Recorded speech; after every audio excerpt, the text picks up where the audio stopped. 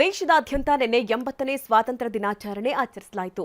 ದೆಹಲಿಯಲ್ಲಿ ಧ್ವಜಾರೋಹಣ ನೆರವೇರಿಸಿದ ಪ್ರಧಾನಿ ಮೋದಿ ದೇಶಕ್ಕೆ ಸಪ್ತಧಾರೆ ಗಿಫ್ಟ್ ಕೊಟ್ಟಿದ್ದಾರೆ. ಇದರ ಜೊತೆಗೆ ಯುವ ಪೀಳಿಗೆಗೆ ಸಂದೇಶ ಕೊಟ್ಟ ಪ್ರಧಾನಿ ನಮೋ ವಿರೋಧಿಗಳ ವಿರುದ್ಧ ಗುಡುಗಿದ್ದಾರೆ.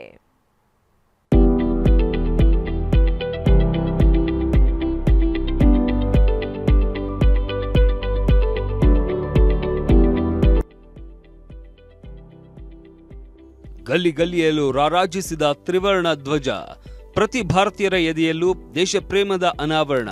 ಕಾಶ್ಮೀರದಿಂದ ಕನ್ಯಾಕುಮಾರಿವರೆಗೂ ಮೊಳಗಿದ ರಾಷ್ಟ್ರೀಯ ಗೀತೆ ವಂದೇ ಮಾತರಂ.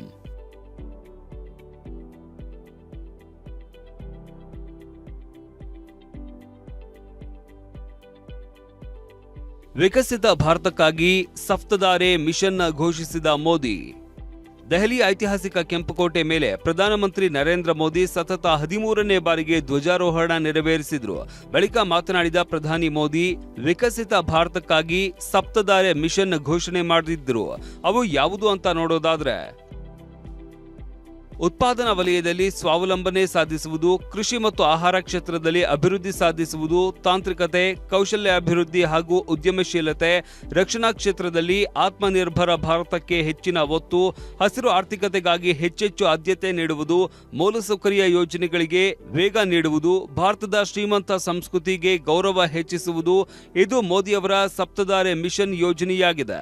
आज लाल किले की प्राचीर से मैं देश के सामने शक्ति की सप्तधारा का आह्वान करता हूं। आने वाले 5-7 साल में जो पिछले 5-7 दशक में नहीं हुआ, वो सप्तधारा के सामर्थ्य से, शक्ति से हम देश को नई ऊंचाई, नई गति देंगे.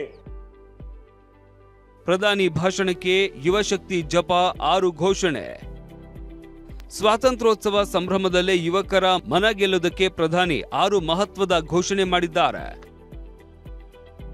1 ಕೋಟಿ ಯುವಕರಿಗೆ ಉಚಿತ ಎಐ ಕೌಶಲ್ಯ ತರಬೇತಿ, ಸ್ಪರ್ಧಾತ್ಮಕ ಪರೀಕ್ಷೆಗಳಿಗೆ ಉಚಿತ ಆನ್ಲೈನ್ ತರಬೇತಿ, ತುರ್ತು ಸವಾಲುಗಳನ್ನು ಎದುರಿಸುವುದಕ್ಕೆ ನಾಗರಿಕ ರಕ್ಷಣಾ ಸುಧಾರಣೆ, ಯುವಕರಿಗಾಗಿ ರಾಷ್ಟ್ರವ್ಯಾಪಿ ಕ್ರೀಡಾ ಪ್ರತಿಭಾನ್ವೇಷಣೆ, ಸೆಮಿಕಂಡಕ್ಟರ್ ತಯಾರಿಕೆಯಲ್ಲಿ ಸ್ವಾವಲಂಬನೆ ತರುವುದಕ್ಕೆ ಹೆಚ್ಚು ಒತ್ತು, ಅಣುಶಕ್ತಿ ವಿಸ್ತರಣಾ ಯೋಜನೆಗಳನ್ನ ಯುವ ಜನತೆಗಾಗಿ ಪ್ರಧಾನಿ ಮೋದಿ ಘೋಷಿಸಿದ್ದಾರೆ.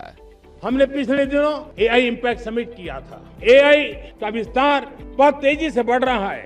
लाल किले से देश के नौजवानों के लिए घोषणा करना चाहते. हमने तय किया है कि आने वाले 1 वर्ष में 1 करोड़ युवाओं को एआई स्किल के लिए ट्रेनिंग देने का हम काम करेंगे, ताकि हमारा देश का नौजवान एआई की दुनिया में भी नेतृत्व करने का सामर्थ्य. ನಾವು ಸಂಸತ್ನಲ್ಲಿ ಮಹಿಳಾ ಮೀಸಲಾತಿ ತಿದ್ದುಪಡಿ ಮಸೂದೆ ಮಾಡಿದ್ದೆವು. ಆದರೆ ರಾಜಕೀಯ ಕಾರಣದಿಂದ ಕಳೆದ 40 ವರ್ಷಗಳಿಂದ ಈ ಕನಸು ಕನಸಾಗಿ ಉಳಿದಿದೆ ಅಂದ್ರು. हमने पार्लियामेंट में नारी शक्ति बंधन अधिनियम पारित किया था, लेकिन किसी न किसी कारण से राजनीति के अखाड़े में पिछले 40 साल से ये सपना हमेशा राजनीतिक अखाड़े का शिकार हो गया.